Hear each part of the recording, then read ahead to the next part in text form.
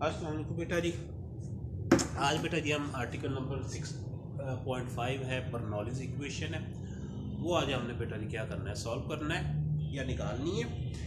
तो बेटा जी जैसे मैंने पहले बताया था कि बर्नौलीज इक्वेशन जो है वो बेटा जी हम law of conservation of energy से निकालते हैं। ठीक है जी, जो इक्वेशन ऑफ कंटिन्यूटी थी वो हम law of conservation of mass से निकालते हैं। बर्नौलीज इक्वेशन जो है बेटा जी वो law of conservation of energy से निकालते हैं।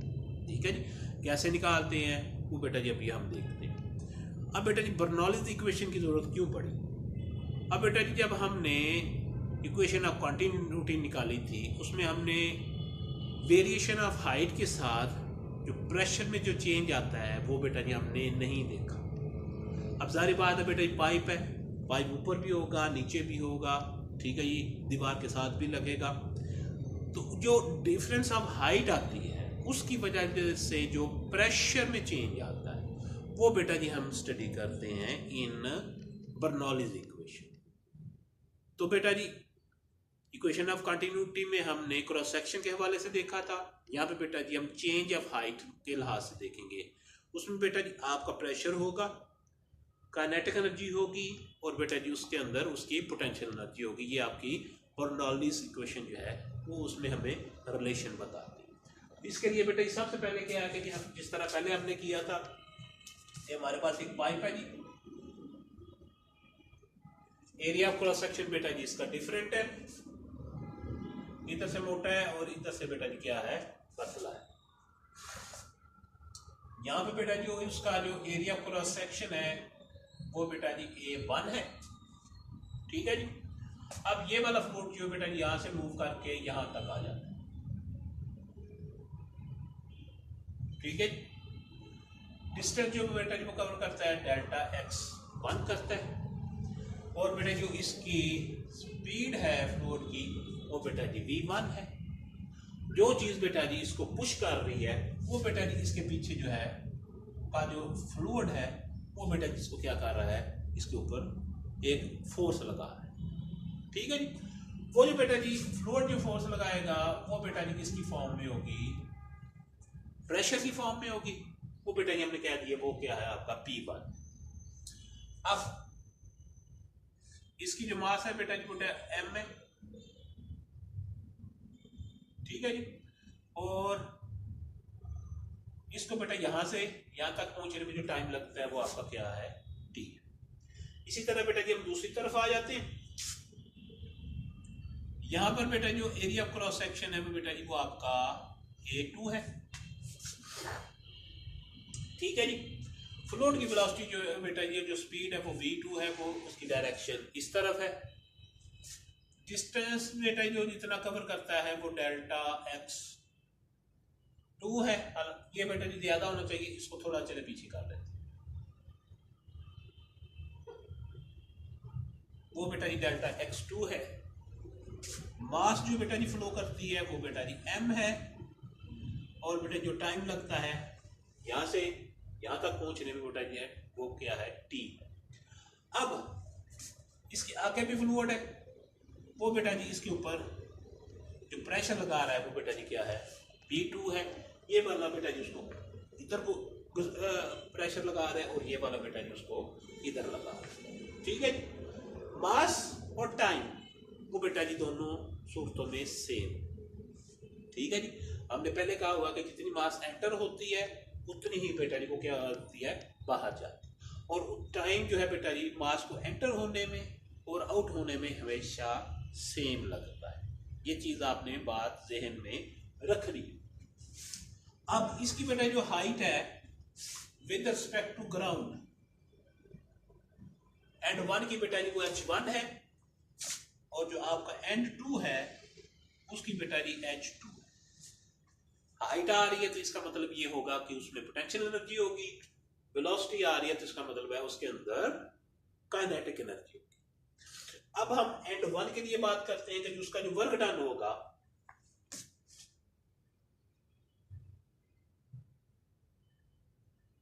वो बेटा किसकी इक्वल होगा, फोर्स इनटू डिस्टेंस। ठीक है जी, अगर हम कहते हैं कि जी ये जो वर्क डन है ये W1 है और जो फोर्स लग रही है बेटा जी वो F1 है और जो इसका डिस्टेंस है जो कवर किया है वो डेल्टा x1 है।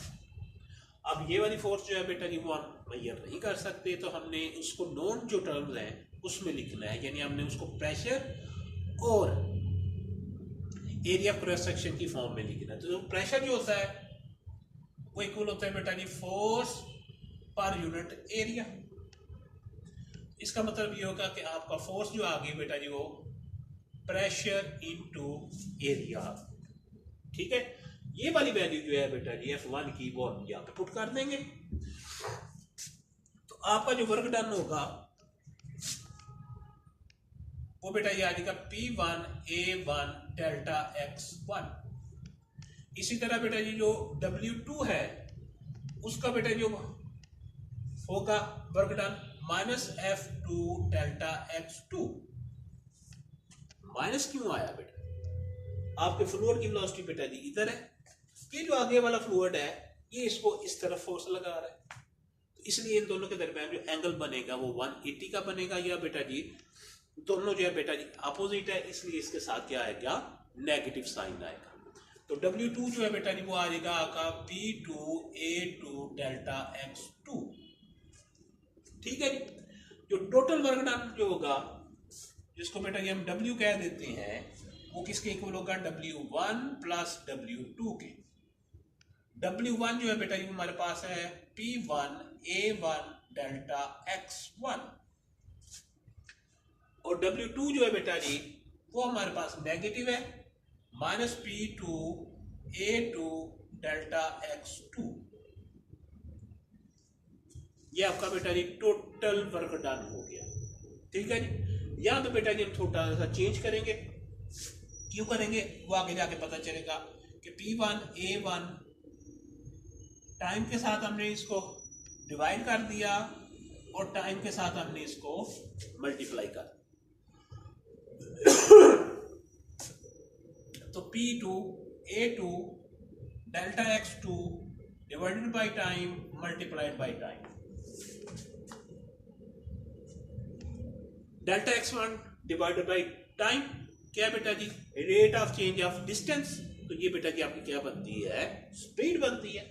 तो ये बेटा जी आ जाएगा P1 A1 V1 साथ क्या आ जाएगा टाइम, ये आ जाएगा P2 A2 V2 साथ क्या आ जाएगा टाइम। ये बेटा जी आपका टोटल वर्क डन हो गया प्रेशर की फॉर्म में, एरिया ऑफ क्रॉस सेक्शन की फॉर्म में और बेटा जी वेलोसिटी की फॉर्म में, ठीक है जी।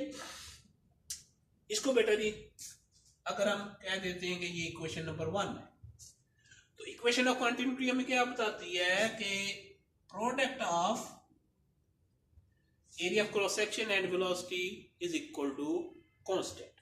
मतलब ये है कि जितना इस एंड पे प्रोडक्ट होगी एरिया क्रॉस सेक्शन और वेलोसिटी की, ठीक है जी, वही बेटा जी राइट साइड पर होगी। मतलब ये है कि जितना यहाँ पे बेटा जी वॉल्यूम फ्लो रेट होगा वही बेटा जी आगे की तरफ होगा। तो ये बेटा जी A2B2 आ गया। क्या किया हमने दोनों तरफ टाइम से मल्टीप्लाई कर दिया, सॉरी टाइम के साथ इधर भी मल्टीप्लाई कर दिया और टाइम के साथ हमने इधर भी मल्टीप्लाई कर दिया, ठीक हो गया। एक मिनट बेटा जी देख लो, हाँ जी नजर आ रहा है। इसको बेटा जी हमने नाम दे दिया, ये बेटा जी आपका क्या है वॉल्यूम है, कैपिटल V वॉल्यूम। वो वॉल्यूम कैसे आ गया, वॉल्यूम बेटा जी इस तरह आया कि आपका ये AV इंटू T है, ठीक है जी। एरिया बेटा जी ये है, वेलोसिटी की जगह बेटा जी मैंने क्या किया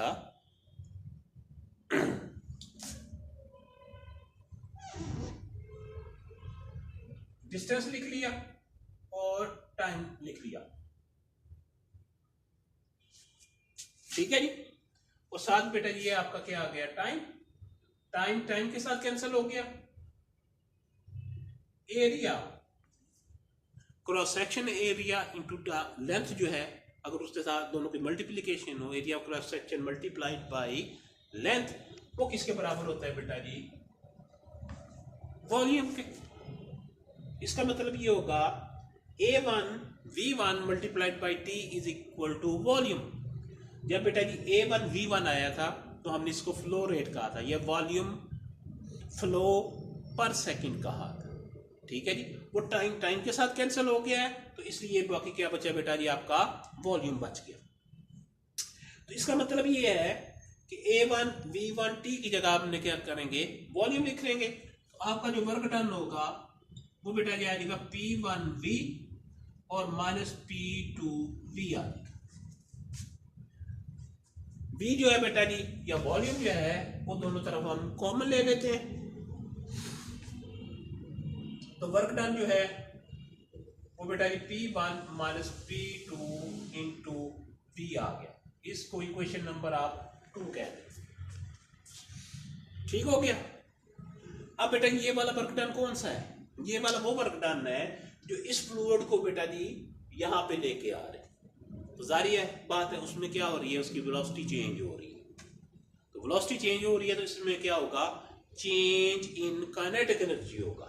तो चेंज इन काइनेटिक एनर्जी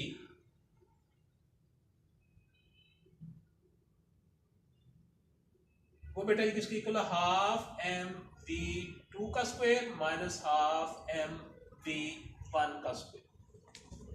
ठीक हो गया। अब बेटा जी यहां से आया यहां तक गया, पहले उसकी बेटा जी हाइट h1 थी, अब उसकी हाइट कितनी होगी? h2। तो उसमें क्या आएगा? पोटेंशियल एनर्जी में चेंज आएगा। तो ये बेटा जी क्या होगा? चेंज इन पोटेंशियल एनर्जी वो बेटा जी क्या होगा? mgh2 minus mgh1। ठीक हो गया। अब ये वाला जो वर्क डन था, जो फ्लूइड को यहां से लेके यहां तक लाने में लगा, तो दो चीजों में डिवाइड हो रहा है। एक तो आप बेटा जी आपकी चेंज इन काइनेटिक एनर्जी में हो रहा है, और दूसरा बेटा जी आपकी चेंज इन पोटेंशियल एनर्जी में हो रहा है। तो ये जो वर्क डन है दो चीजों में बेटा जी, change in kinetic energy plus change in potential energy. आपका वर्क डन जो है बेटा जी वो है P1 माइनस P2, साथ के आगे बेटा जी V आ गया। चेंज इन काइनेटिक एनर्जी बेटा जी हाफ mv2 का स्क्वायर माइनस हाफ mv1 का स्क्वायर। आगे बेटा जी पोटेंशियल एनर्जी है प्लस mgh2 माइनस mgh1। ये जो बेटा जी वॉल्यूम है इसको बेटा जी हम मास और डेंसिटी की फॉर्म में लिख लेते। तो P1 माइनस P2 मास ओवर रो, और ये बेटा जी हाफ mv2 का स्क्वायर माइनस हाफ mv1 का square plus mgh2 minus mgh1। ठीक है जी, एक मिनट बेटा मैं देख लूं आ रहा है वीडियो में कि नहीं।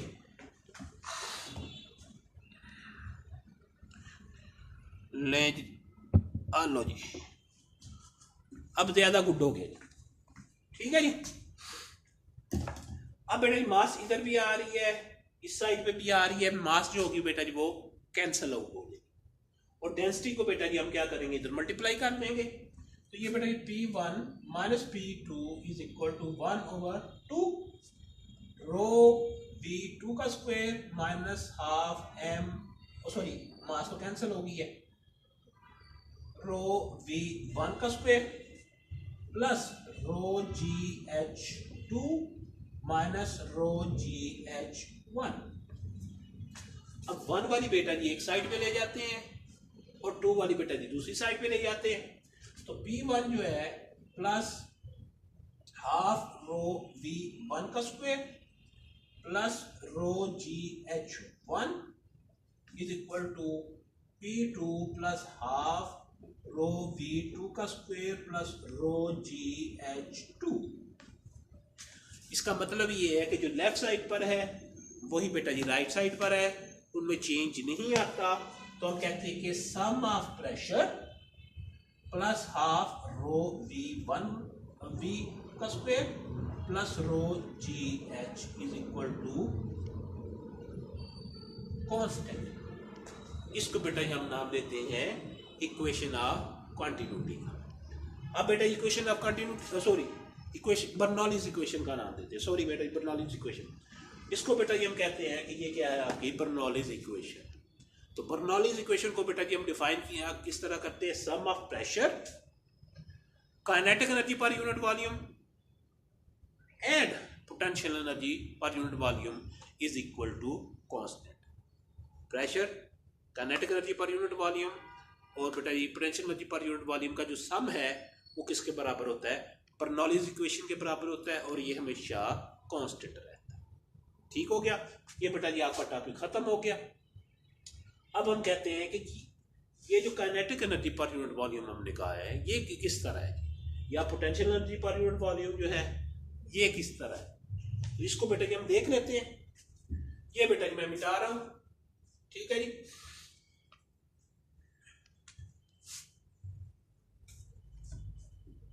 हाँ जी, kinetic energy per unit volume,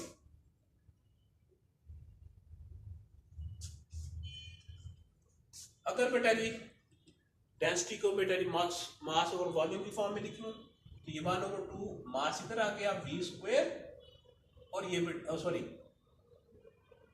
नीचे बेटा जी क्या आ जाएगा आपका वॉल्यूम आ जाएगा। डेंसिटी होती है मास ओवर वॉल्यूम, तो ये बेटा जी क्या है आपकी काइनेटिक एनर्जी, तो ये बेटा जी आपकी क्या है kinetic energy per unit volume. ठीक है जी। इसी तरह बेटा जी पोटेंशियल एनर्जी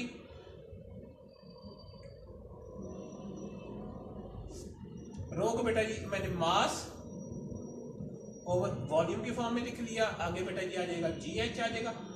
mgh क्या होता है बेटा जी आपकी पोटेंशियल एनर्जी होती है, तो ये बेटा जी आ जाएगी potential energy per unit volume. तो sum of pressure kinetic energy per unit volume and potential energy per unit volume is equal to constant. इसको बेटा जी हम नाम देते हैं बर्नौलीज इक्वेशन का नाम देते हैं। अब सवाल ये पैदा होता है, ये बेटा जी प्रेशर है, ये बेटा जी kinetic energy per unit volume है, और ये बेटा जी potential energy per unit volume है। ये बराबर कैसे हो गया, आपने इनको एक जैसा कैसे लिख लिया, आया कि ये होमोजीनियस है या नहीं है। होमोजीनियस चेक करने के लिए हम देखेंगे कि इसकी जो यूनिट है इसकी यूनिट है और इसकी यूनिट अगर ये बराबर आती हैं तो हम कहते हैं कि ये वाला बेटा जी क्या होगी, दोनों सारी एक साइड पे एक जैसी चीजें होगी। प्रेशर जो होता है बेटा जी प्रेशर जो होता है बेटा जी वो आपका होता है फोर्स पर यूनिट एरिया, मतलब आ गया न्यूटन पर मीटर स्क्वायर। ठीक है जी। और न्यूटन जो होता है बेटा वो होता है किलोग्राम मीटर पर सेकंड स्क्वायर, और यह बेटा जी एरिया मीटर स्क्वायर रहता है। हमने ये वाली चीज जो है वो उधर ले गया, वो ये सॉरी ये नेगेटिव है जी। अब बेटा जी kinetic energy per unit volume 1/2 को बेटा जी छोड़ दे, गोली मारे, रो V स्क्वायर आ। ये बेटा क्या होता है मैस ओवर वॉल्यूम, साथ आ गया V स्क्वायर। मास के लिए बेटा क्या होता है किलोग्राम। ठीक है जी। नीचे क्या है बेटा जी वॉल्यूम है, मीटर क्यूब आ गया। वेलोसिटी क्या होती है बेटा जी डिस्टेंस ओवर टाइम। ठीक है जी। वो बेटा ठीक है जी डिस्टेंस ओवर टाइम, तो बेटा जी वो क्या हो जाएगा मास पर सेकंड, इसका स्क्वायर आ जाएगा। ठीक हो गया। तो ये बेटा किलोग्राम मीटर क्यूब, और ये बेटा जी आ जाएगा m स्क्वायर सेकंड स्क्वायर। ठीक है जी। किलोग्राम मीटर क्यूब है जी,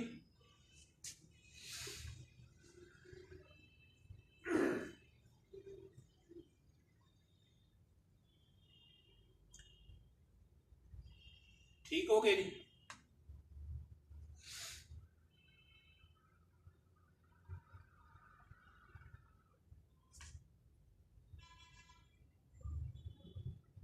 क्या हो गया है?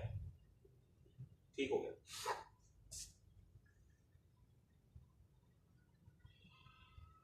इसको बेटा जी करा ऊपर ले जाए, किलोग्राम पर की ये आ जाएगा बेटा जी, और सेकंड स्क्वायर बेटा जी इधर आ जाएगा।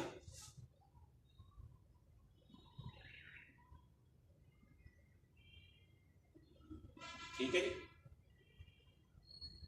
और ये बेटा जी आ जाएगा मीटर स्क्वायर आ जाएगा। 1 मीटर बेटा जी इधर ले जाते हैं, ये बेटा किलोग्राम, इसमें से 1 मीटर आपका इधर आ गया, 7 सेकंड स्क्वायर आ गया। ये बेटा जी मीटर क्यूब है। अब एक बेटा जी एम जो यहाँ पर था ये +1 हो गया, ये बेटा जी आएगा किलोग्राम मीटर पर सेकंड का स्क्वायर, और साथ ही क्या आ जाएगा m-2। और यही बेटा जी आपकी ये बन गई। इसका मतलब ये होगा कि प्रेशर और kinetic energy per unit volume की जो यूनिट्स हैं वो बेटा जी क्या है, सेम है। इसी तरह बेटा जी आपकी पोटेंशियल एनर्जी है, ये बेटा जी मास ओवर वॉल्यूम हो गया, जी साथ h है। मास के लिए बेटा जी हम क्या करते हैं किलोग्राम, वॉल्यूम के लिए बेटा जी मीटर क्यूब है, जी की वैल्यू बेटा जी